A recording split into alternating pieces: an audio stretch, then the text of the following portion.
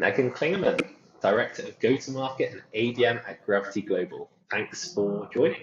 Thanks for having me, Sam. I'm super excited to be here. Nice. So, Megan, one question I like to kind of get from people before we jump in is how did you end up in B2B marketing and then more specifically running ABM? That's a great question. So, I actually took the non-traditional route. I started off in B2C in automotive and starting off in paid media, moving up to accounts and media planning and then strategy, and then got the opportunity about halfway through the beginning of my career to try some B2B accounts. And I just was so intrigued by the complexity and nuances behind it. I always say when we're talking about B2B versus B2C, B2C is like selling to a cheetah. It's one individual, and that's the only person's opinion you need to care about. B2B is a pack of wolves. Everybody has their role in place. And so to me, it's just exciting and very different. Not saying marketing isn't different for every client, but it's a totally different approach and strategy and a little bit more long term. So, stuck with B2B now. I still work on some B2C clients with my agency, but got the opportunity starting off learning 6sense about 4 years ago and demand base and the start of ABM and just incorporating that for like every client that I touch. That's awesome. I love the analogy there as well. And also, I would agree with you there. I think you see on LinkedIn a lot. A lot of people try and draw the parallels from B2C to B2B marketing. And I think B2C marketing is like it is cooler. That's what people think about when they're like they want to do the Apple adverts or the Mm-hmm. Nike commercials. But I've beginning to doubt that as well. Like I don't think they're as similar as people No. make out. Um, They're good so foundational elements, but in terms of the approach and strategy, measurement and tactics, it's completely different playing field. yeah, you're hunting a pack of wolves here, aren't you? Right, so Megan, what we're going to do today is I have gathered some questions from the community and we're going to move up through them one by one and have you answer them. Are you ready for question one? I'm ready. Cool. So question one came in from Pierre van der Viechten. I always butcher his last name. I feel so sorry. Sorry, Pierre. He works at Adobe and he asked if you could change one thing about how marketing and sales work together today, what would it be? That is a very loaded question because I have, I think, a different experience from the agency lens working with so many different dynamics. And it's a little trivial because a lot of people in the industry will say alignment. And with alignment, what I mean is even in my current situation, working with marketing and my new business lead, it's very key that, we outline the strategy of what intent looks like. We partner with new business or sales in telling them, hey, based on our ideal customer, this is who's in market where. Once they get the lead to close, we partner with them in terms of the needs so they can provide the best contract possible. And it makes for a really seamless and efficient process. And I have some clients where they have that alignment, they're like lock and key together, and some where it's like they work for two different companies. So just having that alignment, not only on an ideal customer, but understanding those that are in market.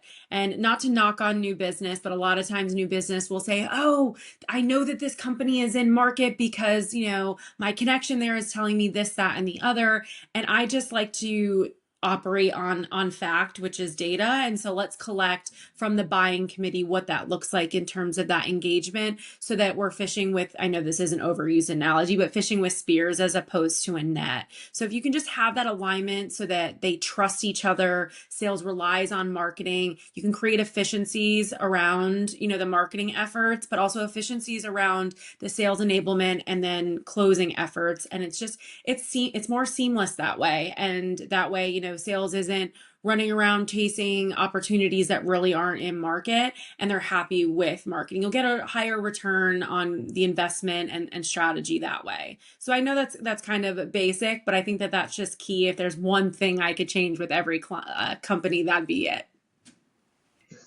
I mean, basic, but also fundamental. Like, I Mhm. don't think that is basic, by the way. Like, I think most ABM programs fall flat if there's no alignment there. So I think that's Exactly. crucial.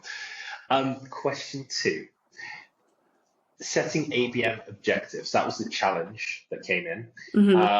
And particularly from the frame of mind of someone that's new to starting ABM or Okay. ABX, would be ideal here. So, how do you decide on what your objectives are for your ABM campaigns?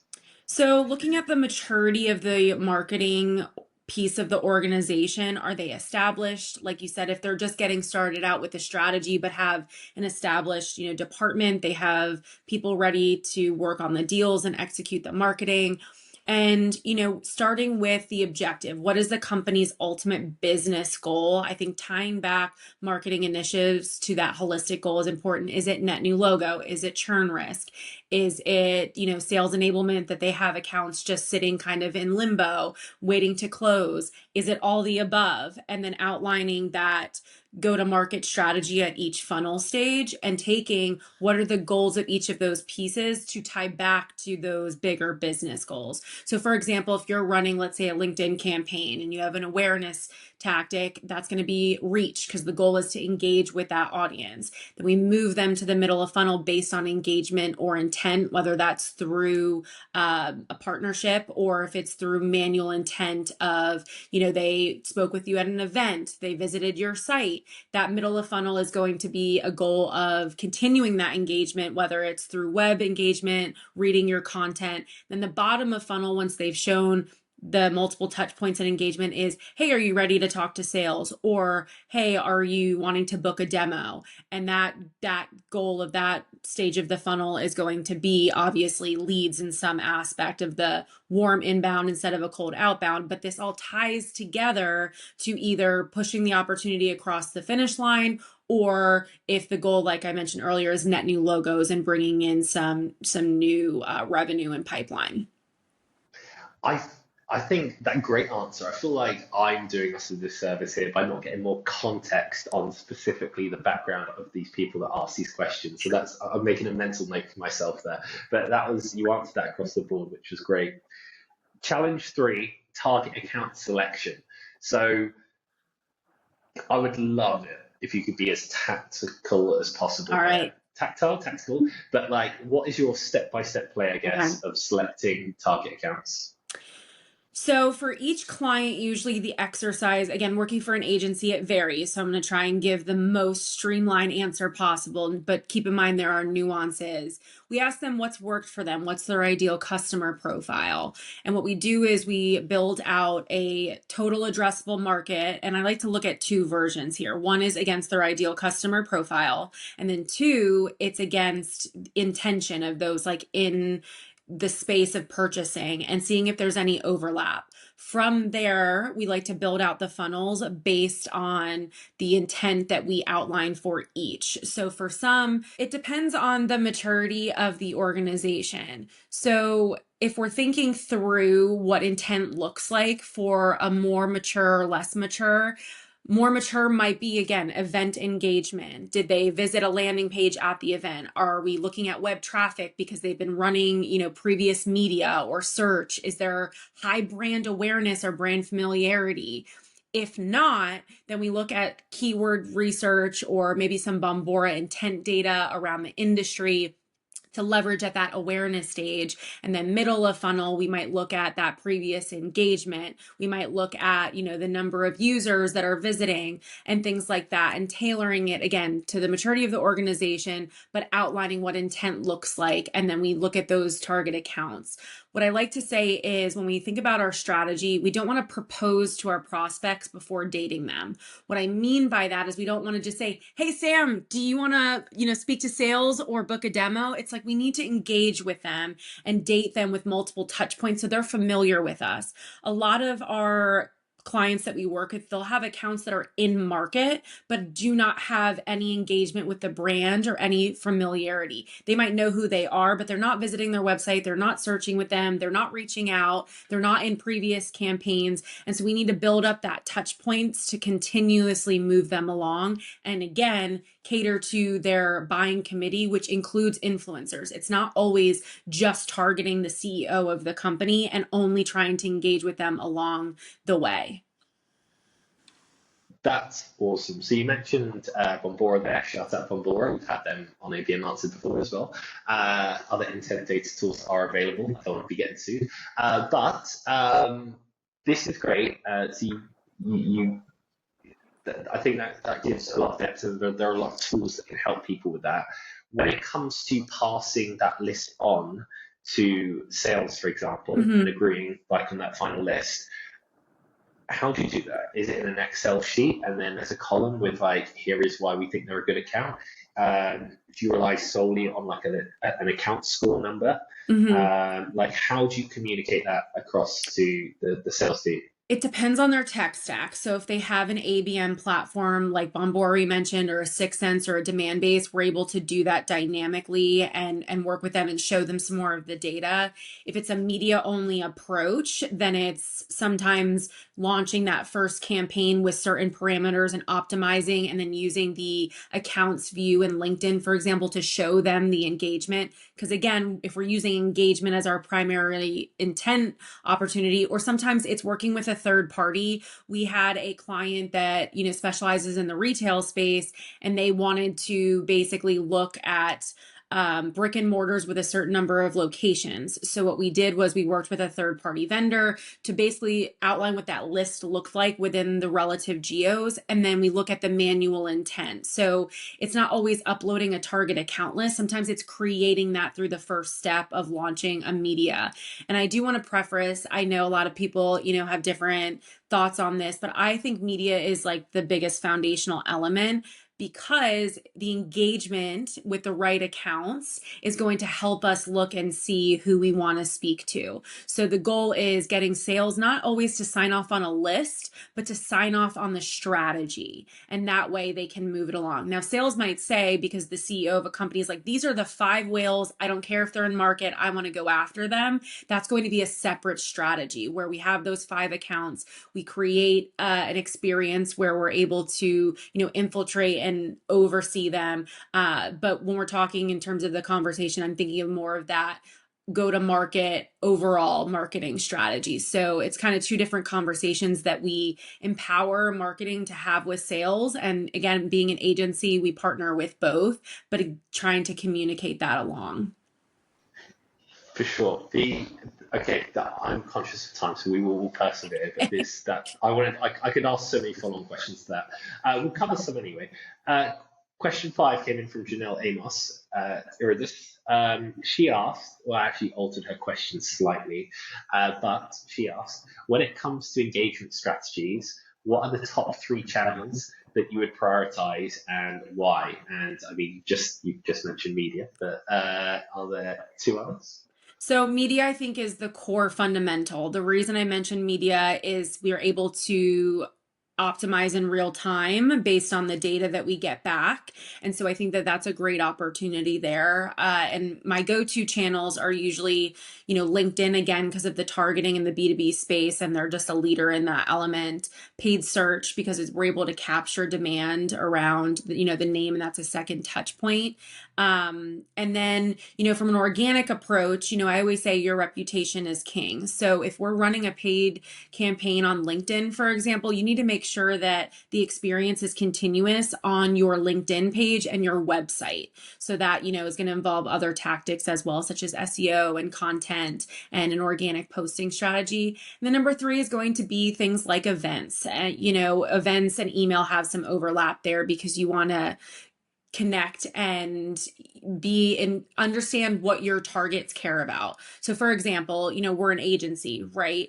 Going to a healthcare event is important, even though we don't specialize in healthcare. Our clients work in healthcare, and so we want to understand their pain points that we can help solve. So things like that is just understanding your audience and what they care about. And those 3 things I just mentioned, which is more than 3, they all link together, right? So paid media might have an email nurture component. The event might have an email nurture component. There might be an organic play. You want a website, to agree. So just having that thread through and just understanding. But if you told me, Megan, I only have budget to run on 1 single channel, I would say that would, your choices, in my opinion, would be LinkedIn should be priority, or your website should be priority 1, and you can lean on the organic front. That is super. And I think one thing that's undervalued is what you mentioned about the consistency. They all need to kind of work in conjunction to each other. There's no point having like them firing all different angles, Hmm. which comes back to like point one, which is to do with alignment. Challenge 6 that came in was content creation. So how do you approach creating content for your target accounts? So it, again, always depends. If there's content that's readily available that can be repurposed, we evaluate that. We look at who we're targeting. So if it's top of funnel, is it a more broad audience? In the middle and bottom of funnel, is it a more targeted audience in terms of industries, seniority? Is it encompassing the entire buying committee? Do they have similar pain points? And then we kind of align content that way. But I will say one of the standard things that I like to typically follow is the multiple touch points and things being ungated prior to that last touch point. So only gating the do you want to talk to sales or request a demo?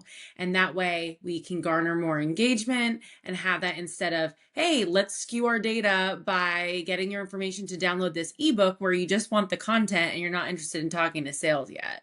So that's how we really look at the content creation. And we also look at having multiple types of content. So videos, infographics, images, ebooks, pushing to the site. So just creating a very multifaceted, multi-touch journey. And so just so I can make some educated guesses, but like how do you decide what's bottom of the funnel content and what's top of the funnel content? So you were mentioning there, gating it. Is that like, for example, when it comes to pricing or like? So again, thinking about everything holistically and marrying stuff together, typically in terms of the messaging, depending on the industry is a big part of it as well. But for example, like top of funnel might be about like brand reputation and a little bit about who they are and what they stand for and their values. Bottom of funnel is going to be more of, onboarding, what they solve for, how they make your life easier. Again, it varies, from the agency lens. When we think about, like, for example, paid search, so we'll weigh out different keywords. So you'll have your brand keywords, your generic keywords, but then your solution and specific keywords that demonstrate higher intent are going to be that bottom of funnel. So that's how we look at things. Top of funnel, we want to garner as much reach and engagement to then continuously retarget. So that's done through videos or snippets or snackable versions of content. And then, ebook might be industry trends or case studies. And then bottom of funnel is going to be that, what does onboarding look like? How can we make your life easier? How does this impact your team? Just getting a little bit more specific in the content, as you move through the journey of the intention, just aligning that with what is our buyer's intention at this stage. Megan, that's the goal. That's like the super tactical stuff. Last question. Final question from the guests. Jim Gilkey at Scrappy ABM, great agency.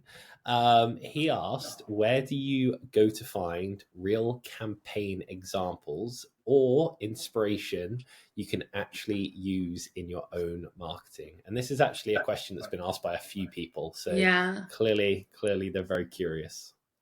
So I like to look at those that lead in the industry. Working for an agency, we have inspiration everywhere, right? But if we really want to think, we want to get out of our world for a minute, I like to follow the industry experts, those that are leaders in B2B and ABM. And so that's going to be your 6 Sense, your Demand Base, your Bombora, and looking at some of their, success stories and case studies.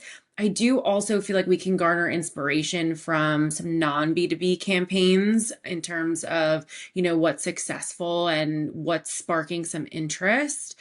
But yeah, I think mainly 6 Sense is where I look to see what's working well and what people are engaging with. And so I'll be honest, I haven't really looked too much into like the demand bases, the 6 Sense, the content they put out, because I find I go down rabbit holes. You should see me on Reddit. I'm terrible. Like if I look at one thing and then I've gone down this rabbit hole. But what, in your opinion, makes the content that like 6 Sense and demand base that they put out of high quality? Obviously, they're by default, I guess they are, when you think of ABM, you think of these guys as the and girls as the big players in the market. Mm-hmm. Is that what draws you to them, or is it like their way of writing? Is it I don't know if there's any, if we can go a level deeper or not, but I'm just Yes. curious. So I think it's a few things. You talk about writing. So she was a CMO, now she's a CRO. Latney, she wrote a book that was obviously nonfiction, and it was very catchy. It was very easy to read. And I like their framework as in terms of like how I have the team approach ABM on our campaigns of, the gated content, targeting the full buying committee, making sure that the content is snackable,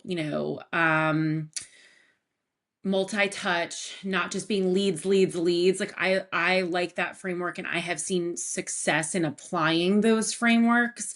And then, the intent piece. So as we talked about earlier, not every client or company has the tech stack to leverage intent. So you have to manually create it.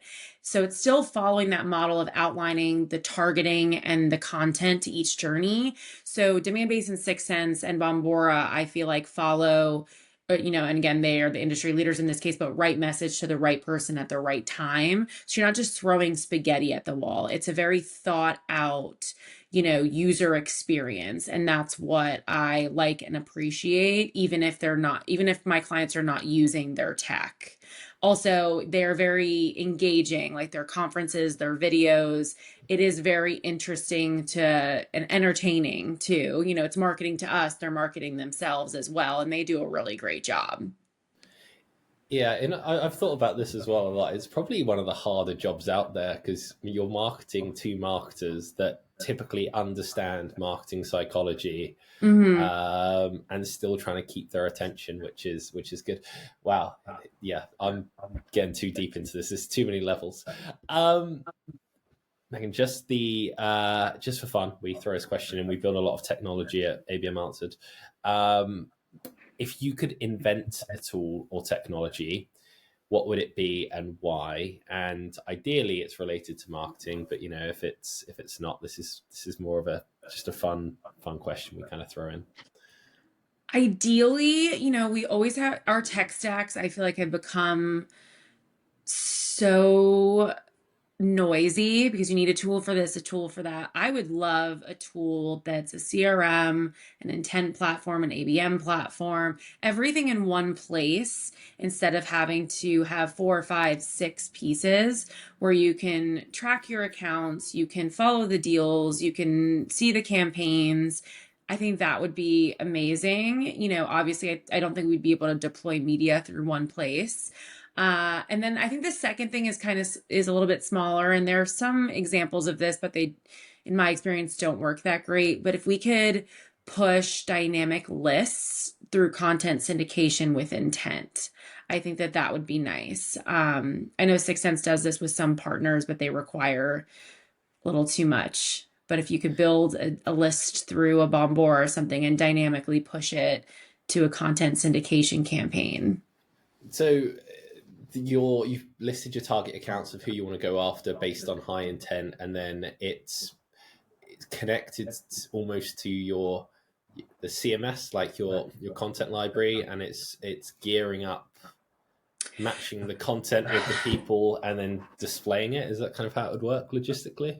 So the strategy that I like to lean on for content syndication is, again, the multiple touch points, right? So they're engaging with all those other forms of media. And then content syndication sometimes is a last touch before we ask for a demo or for sales, or sometimes we use content syndication to do that. Okay. And so it's a dynamic list because they have to engage with the previous campaigns prior instead of just creating a static list. Like right now, content syndication is very static. So there's a dynamic way to work with a content syndication partner with that dynamic list. Again, I know this exists in some form, but in my experience, it hasn't been a great experience or easy, or it's too high of an investment for the marketing plan. So as they hit that threshold for the content syndication targeting, they then feed into the content syndication campaign. that makes much more sense. Sorry, I was taking that a different angle. No, your angle is also a great idea as well. Well, yeah. There's a lot to build. Anyway, superb. We'll add that to the incubator list maybe one day for 2029 when we finally get around to all of this. Megan, the last question I'll ask is: do you have a question for our next guest that you would like I me do. to ask? I have two, so you can pick which one you want to use. We can ask them both. Okay. So the first question is, when we think about ABM, obviously it's a buying committee. So where do you think that personas fall within that strategy of targeting a group of people? Mm-hmm. And then my second question is, knowing that ABM is a go-to-market strategy, how do you explain go-to-market to your peers that just don't understand it? Yeah, that's a real fundamental problem, one that I'll ask them both for sure. Megan, thank you so much for joining. Of course. Thank you so much, Sam.